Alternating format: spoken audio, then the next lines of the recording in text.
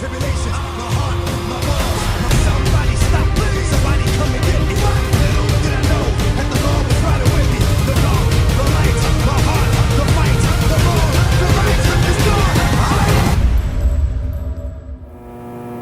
Welcome back, ladies and gentlemen, to another JVS movie review. Here we are bringing you the latest entry in the Mortal Kombat animated universe from Warner Brothers. This one is Mortal Kombat Legends Snowblind, and here is a quick synopsis. When Kano and the Black Dragon mercenaries become determined to take over the Earth realm, an undisciplined Kenshi seeks tutelage from a retired King Lao to stop Kano from dismantling all of Earth realm. And this one is directed by Rick Morales.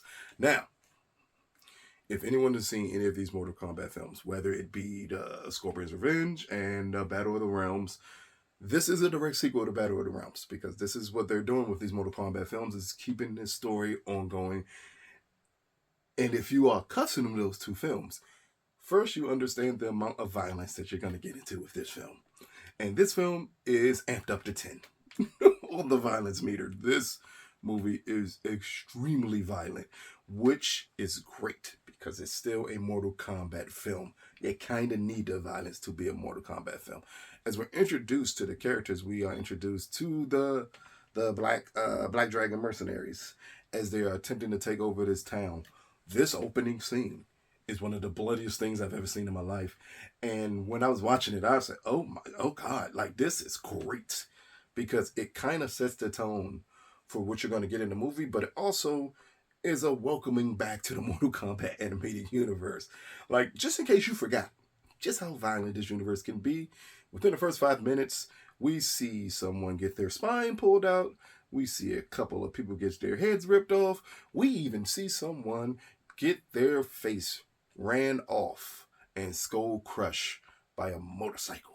It gives you everything just to welcome you back to this universe and welcome you to Kano and his crew as they're attempting to take over this town. And once they take over this town, then we're introduced to the old man. It's a trope that we use in a lot of Westerns. And I think it's a trope here that is very interesting that they decided to use. And that's for King Lao, who is Sub-Zero. So when he first introduced him, he's just playing the old man role. The old man who just wants peace. The old man who doesn't want to do anything. He doesn't want to be involved in a fight. So when he's even ambushed by the Black Dragons, he never uses his powers or even fights back against them. It gives you the introduction to how you're going to play out these characters and the storyline of letting you know that, granted, you're seeing Sub-Zero, who you would think would be the main character in this story, and is not him. And that main character is Kenshi, who is the cocky, undisciplined kid who must go on the warrior's journey to succeed. Duh. Like, it gives every trope humanly possible from every Western, every Mortal Kombat story you've ever seen, all of it wrapped into one, with a bunch of characters that most people are not going to know. I personally am not huge into Mortal Kombat. I knew Kano. I know Sub-Zero. I did not know any of these other people that were in this film. But nonetheless, the film is still entertaining, though very predictable. Like, very, very predictable. If you were rated at this point, this would possibly be the worst so far Mortal Kombat animated story they've done so far, but that doesn't mean it's a horrible film. It's just not, it doesn't have the intrigue, it doesn't have the story, it doesn't have the engagement that Scorpion's Revenge or the Battle of the Realms had. Here, it attempts to be a self-contained story within a bigger story, which can work. But then it becomes that self-contained story by giving you tropes of everything else humanly possible.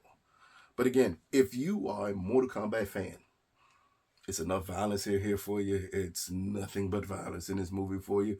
It is some bigger names that show up within the other parts of the film. I won't tell you who they are because it will be a spoiler to me at this point. And I think those characters will possibly keep people intrigued. But I think you still have to go back to the story is just not as strong as you need it to be. But maybe that's purposely done this way. Maybe it's done this way because the Battle of the Realms was such a big story when Mortal Kombat did. Even Scorpion's Revenge, that was such a big story. Those were known stories that everybody knew about. So now it feels like they are getting to the element of branching on from the well-known characters and the well-known stories to introduce these other people before we get to the big battles again. And if that's the angle they're going for, yes, in the grand scheme of things, this film works for the series. The issue with the film still is though, it's every trope humanly possible. It's a little bit of the old man spaghetti western, the old man that doesn't speak much. Is a bit of what we got in a lot of older martial arts films of the young guy who doesn't know what he is or how to control himself until he becomes disciplined and then he can save everyone. Like it's all of those tropes wrapped into one and wrapped in it with animation that's not the best.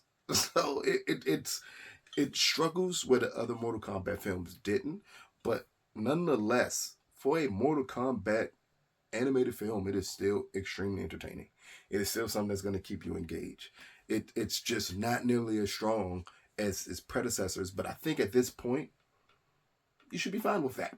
You should be fine that you're not going to get a home run every time. We kind of understand at this point with DC animation, like whether it be, I mean, Warner Brothers animation, whether it be the DC stuff or the Mortal Kombat stuff, sometimes you may be hit or miss. This is not a full miss. It's just not like knocking it out the park like the other films. And it's still enough in here to keep people intrigued.